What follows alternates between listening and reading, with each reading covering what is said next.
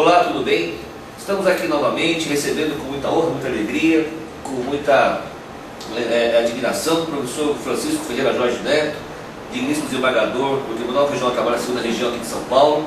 Muito nos honra com a sua presença. Muito obrigado, professor, pela presença. Eu que agradeço, doutor Jorge. Sempre solícito, sempre muito amável, atendendo aqui nossos pedidos para que o senhor venha aqui nos ajudar a informar o nosso público, né, sobre assuntos muitas vezes polêmicos, muitas vezes de difícil compreensão. O doutor Francisco sempre aqui disponível, sempre solícito para poder nos ajudar. Professor, hoje aqui é um assunto um pouco fora do normal. Sim. Né? Um assunto que nós não vemos assim no dia a dia, mas muito importante na área trabalhista, que é a responsabilidade solidária, não no grupo de empresas, como diz lá o artigo 2º, parágrafo 2º da CLT, mas pelo 942 do Código Civil, que também prevê a solidariedade passiva de quem comete ato ilícito e gera prejuízo para outras pessoas. Na área trabalhista, professor, qual seria o conceito de solidariedade ativa e passiva de início? Como seria então, isso? Veja, o direito civil é fonte do direito do trabalho. Certo. É fonte do direito material do trabalho, artigo 8º. Como o processo civil é fonte do direito processual do trabalho, artigo 769. Então, o conceito de obrigação solidária ou de obrigações solidárias, nós transportamos do direito civil para o direito do trabalho. Então veja, o que seria então uma obrigação solidária? Obrigação solidária é aquela na qual nós temos vários credores ou vários devedores, ou temos simultaneamente vários credores e vários devedores. Então nós poderíamos ter solidariedade ativa, vários credores, solidariedade passiva, vários devedores, e a mista, vários credores e vários devedores simultaneamente. O mais importante é que a solidariedade ativa, qualquer um dos credores poderá exigir a dívida por inteiro. Agora, na solidariedade passiva, o que é mais importante? Qualquer um dos codevedores, se a ele for exigido, ele será obrigado a pagar a dívida por inteiro. Daí se diz, a solidariedade não se presume, decorre da lei ou da vontade das partes. E um exemplo de solidariedade passiva no processo do trabalho e no direito material do trabalho é o grupo de empresas previsto no parágrafo 2º da CLT. Agora, nós podemos transportar a solidariedade pela prática de ato ilícito que está prevista no artigo 942 do Código Civil. Muito bem. Certo?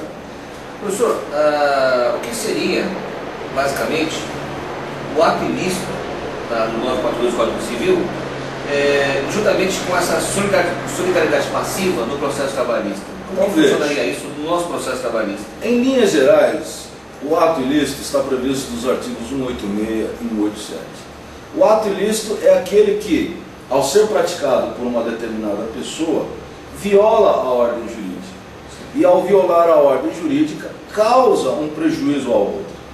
Esse prejuízo pode ser de natureza patrimonial ou material, como também pode ser de natureza extrapatrimonial ou imaterial, que é o caso das famosas ofensas aos chamados direitos da personalidade, que compreendem a integridade física, a integridade psíquica e a integridade moral nossa, da pessoa humana. Certo. Tá claro?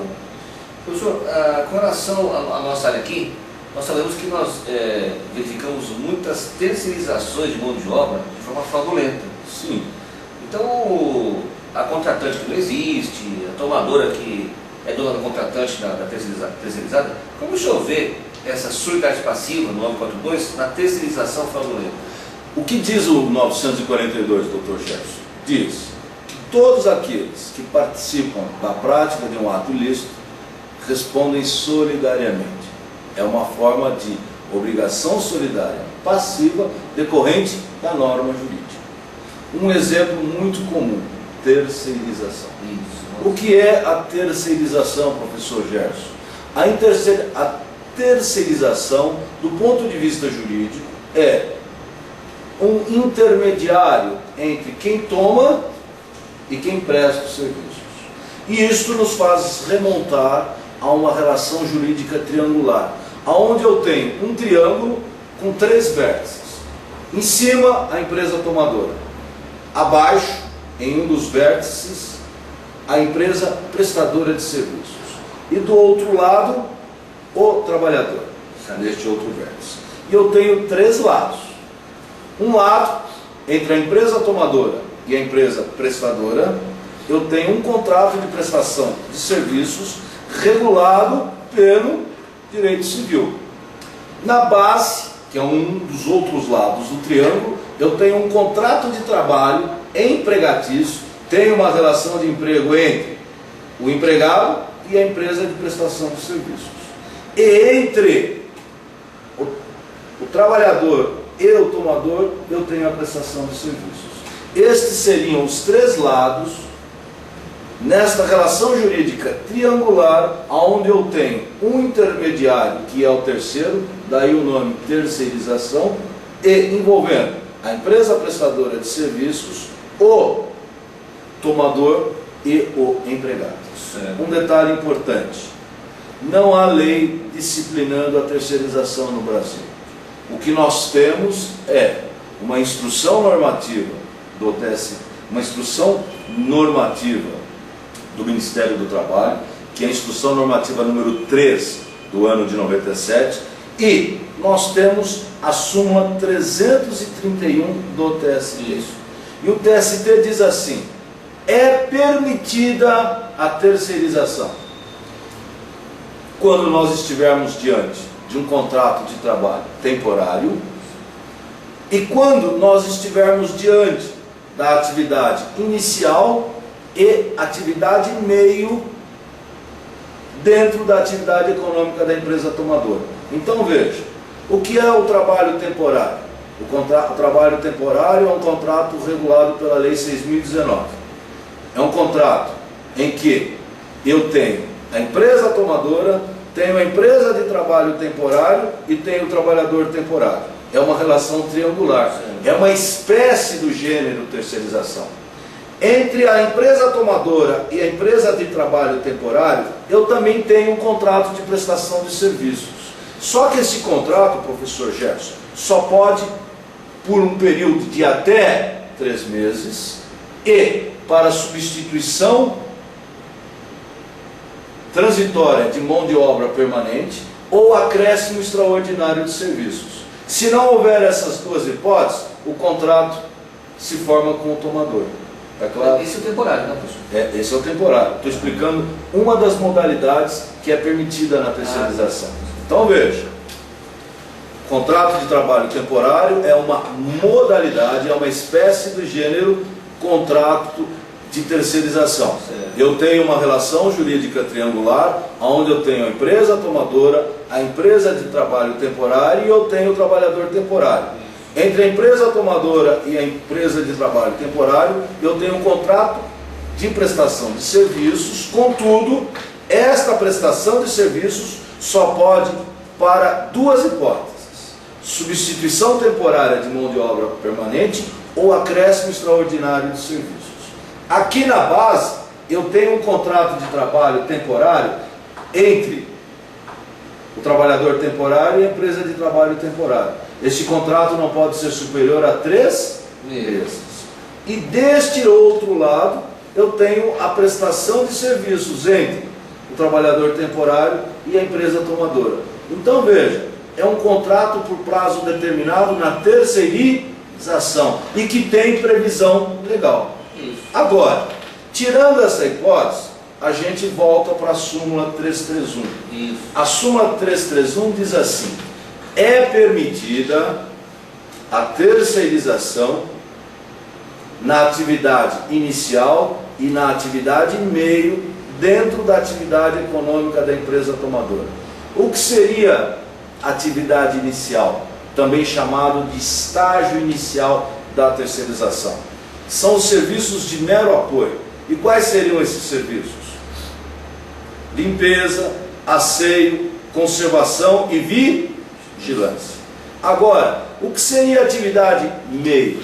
Seriam aqueles serviços de apoio especializados, como por exemplo, serviço de prevenção de máquinas, não é? Um serviço de manutenção de máquinas, etc. Agora, a terceirização não é permitida na atividade fim. Aí não. Só que, para nós definirmos, professor Gerson, o que é atividade meio e atividade fim, nós devemos aferi-la dentro de cada caso concreto. A doutrina, a melhor doutrina diz assim: atividade fim são todas aquelas atividades que são vitais para que possa existir a própria atividade econômica da empresa tomadora. Então, por exemplo, em um hospital, o médico. Na escola, o professor. Na escola, o professor. Numa empresa de vigilância, o vigilante. Ah, sim. Me acompanharam? Aqueles trabalhadores são vitais para que aquela atividade econômica da empresa tomadora possa existir. Não estou querendo dizer de que os trabalhadores que atuam na atividade meio ou na atividade inicial não sejam importantes. Eles são importantes, como é importante qualquer trabalhador. Contudo, há um determinado núcleo de tarefas que exigem determinados tipos de trabalhadores, trabalhadores estes que se não houver esse trabalho, não há a atividade da empresa econômica como um todo.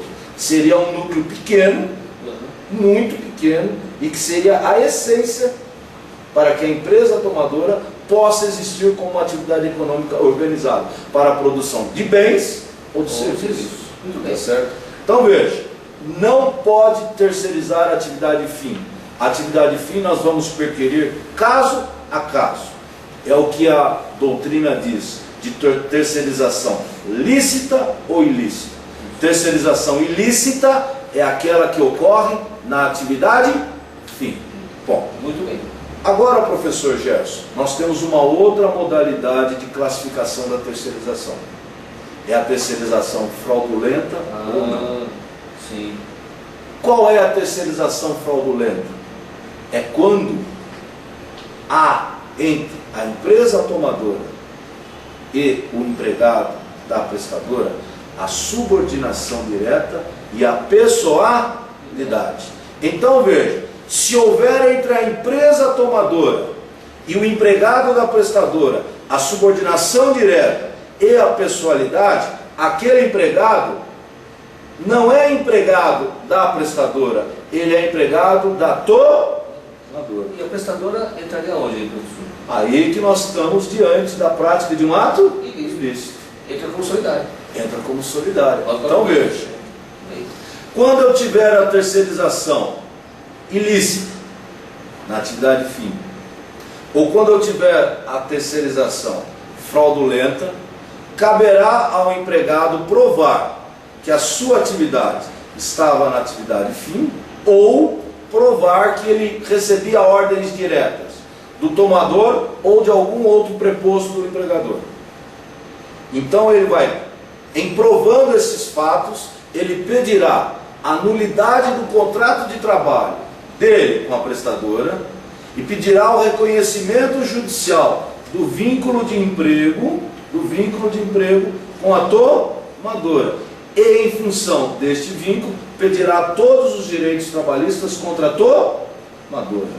O tomador de tomador passaria a ser o empregador. Está claro? E como houve um ato ilícito entre o tomador e a empresa de trabalho temporário, a empresa de prestação de serviços, os dois seriam corresponsáveis solidários pelas verbas trabalhistas. Está claro? Então veja, esse mesmo raciocínio, professor Gerson, vale para o trabalho temporário. Sim. Se o trabalho temporário não observar os requisitos da lei 6.019, o que o trabalhador temporário deverá pedir?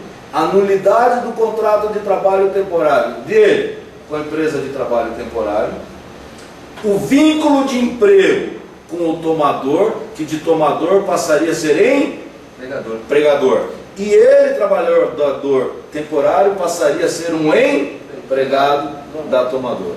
Está claro? E as duas empresas seriam solidárias. Por quê? Prática de ato ilícito. Está certo? A lei e a jurisprudência, professor Gerson, permitem relações jurídicas triangulares, em que eu tenho um terceiro entre quem toma e quem presta. Certo. Contudo, há de ser observados os requisitos, tanto do trabalho temporário, Lei 6.019, como também devem ser observados os requisitos previstos nos 6 incisos da súmula 331 do TST, que, atrelada à Instrução Normativa número 3 de 97 do Ministério do Trabalho, regulam esta matéria chamada terceirização.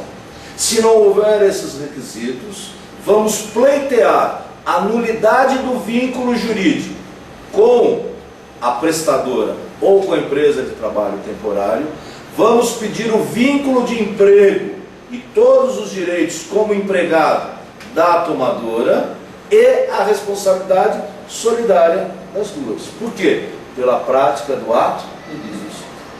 Professor, a última pergunta aqui é o seguinte: vamos imaginar que o empregado terceirizado sofra um acidente do trabalho na empresa tomadora. De quem é a responsabilidade civil nesse caso? Doutor Gerson, o senhor fez uma pergunta sábia. Aliás, todas o senhor me faz são sábias. Muito bem posto. Por que muito bem posto, professor Gerson? Veja, antes de responder a esta pergunta, cabe a mim dizer a vocês, nossos ouvintes, o que é responsabilidade subsidiária. A responsabilidade subsidiária significa que alguém responde pelo devedor principal, se o devedor principal não tiver condições de satisfazer a obrigação. Então a responsabilidade subsidiária seria uma forma de garantia. É diferente da solidária. Da solidária, todos participam da própria relação como co-devedores. Na subsidiária, não. O devedor subsidiário, ele responderá como em substituição ao principal, ao devedor principal, se ele não tiver bens.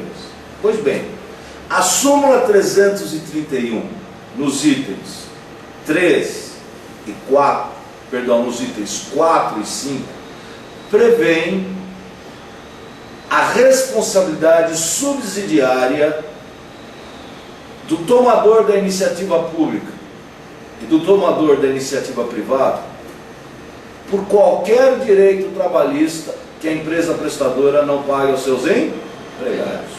Aí, eu não estou discutindo se a terceirização é ilícita ou se ela é fraudulenta. Não estou discutindo se ela é lícita ou se ela preenche os requisitos da lei ou da súmula 331. O que eu só estou discutindo é que, se não houver o pagamento desses direitos, ela responderá de forma subsidiária. É diferente, professor Gerson, quando ocorre um acidente de trabalho. Por quê? Porque tanto a tomadora como a prestadora, tanto na iniciativa pública como na iniciativa privada, ambos têm a obrigação de zelar pelas normas de medicina e segurança do trabalho, que são normas de ordem pública.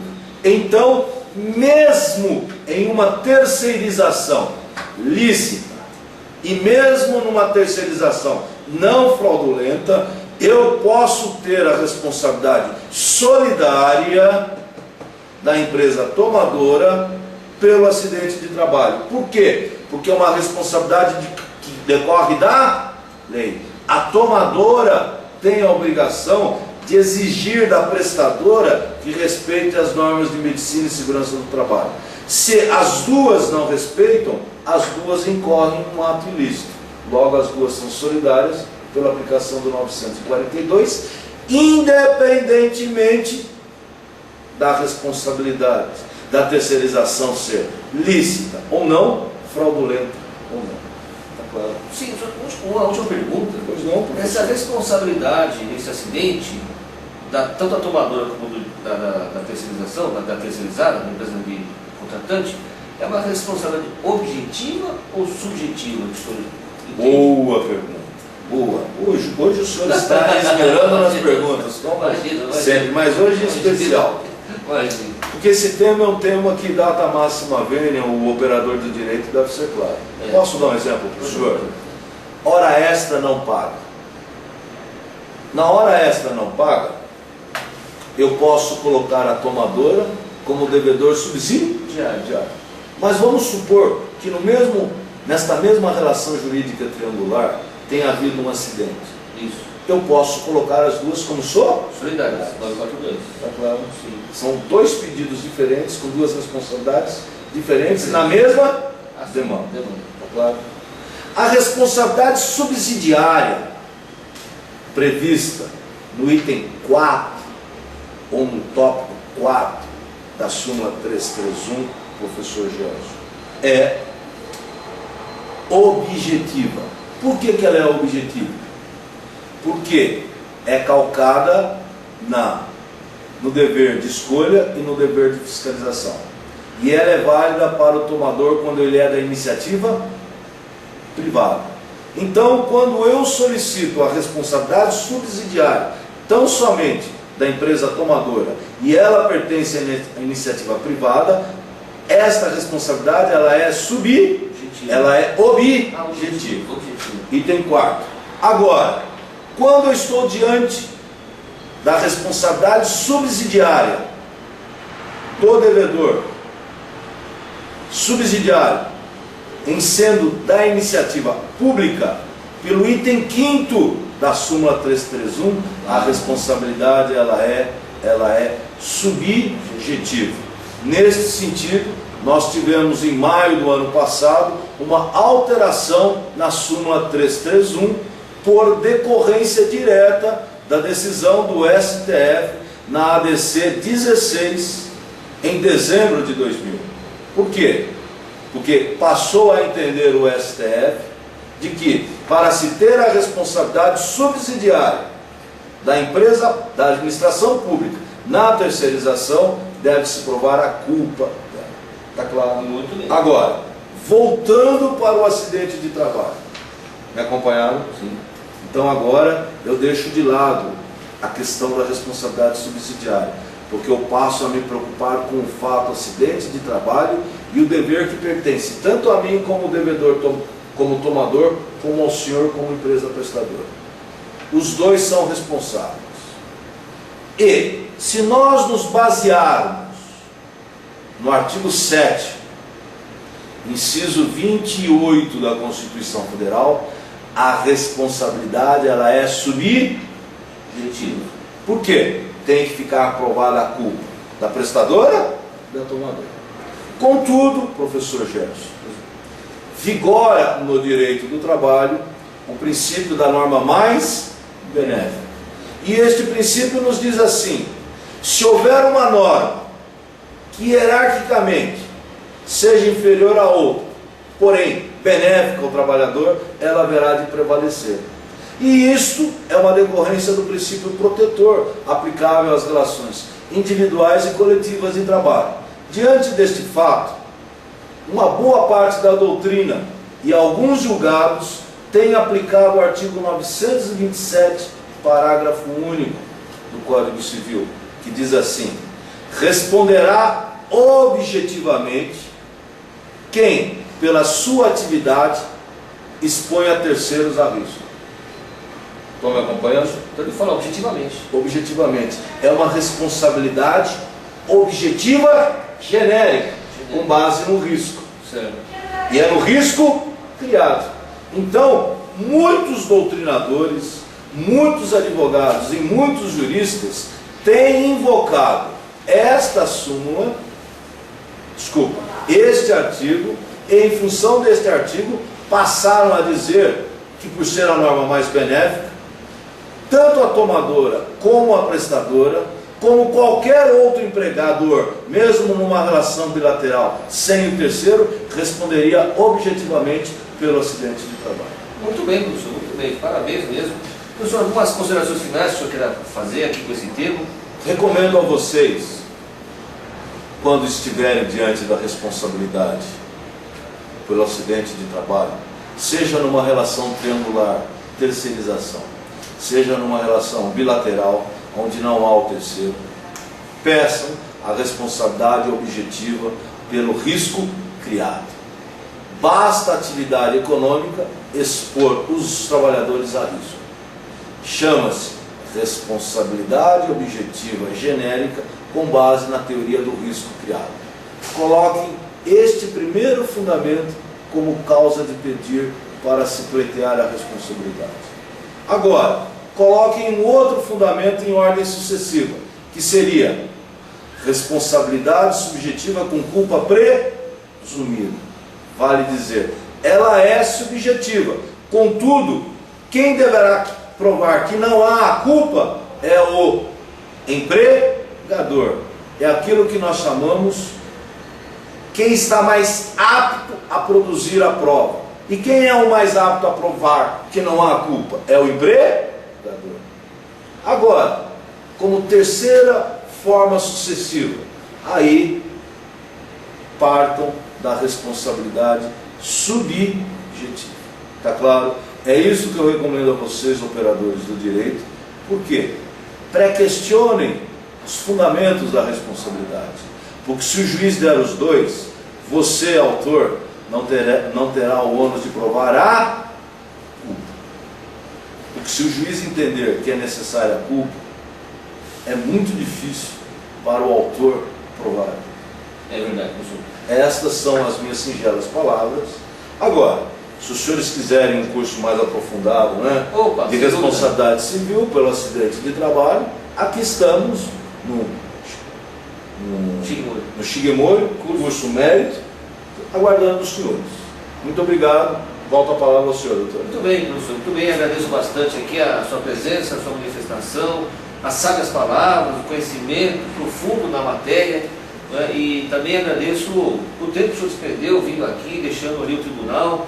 Eu sei que todos nós temos aqui um horário apertado, o senhor também sempre muito corrido, muito atarefado, né? E despendeu esse valioso tempo aqui para nós. Somos imensamente gratos. Eu que agradeço. Tem palavras para agradecer o senhor. Ficamos então, estamos aqui finalizando aqui a nossa edição. Deixo aqui a possibilidade dos senhores enviarem temas, sugerirem temas para que nós possamos abordar futuramente. E espero que os senhores tenham gostado. Dentro do nosso site, na parte de datas, nós temos aí a programação dos próximos cursos que nós vamos ministrar aqui na área trabalhista e também algumas outras áreas como previdenciário e civil. Fico muito grato, muito obrigado, um grande abraço a todos vocês. Eu que agradeço e sucesso. Obrigado.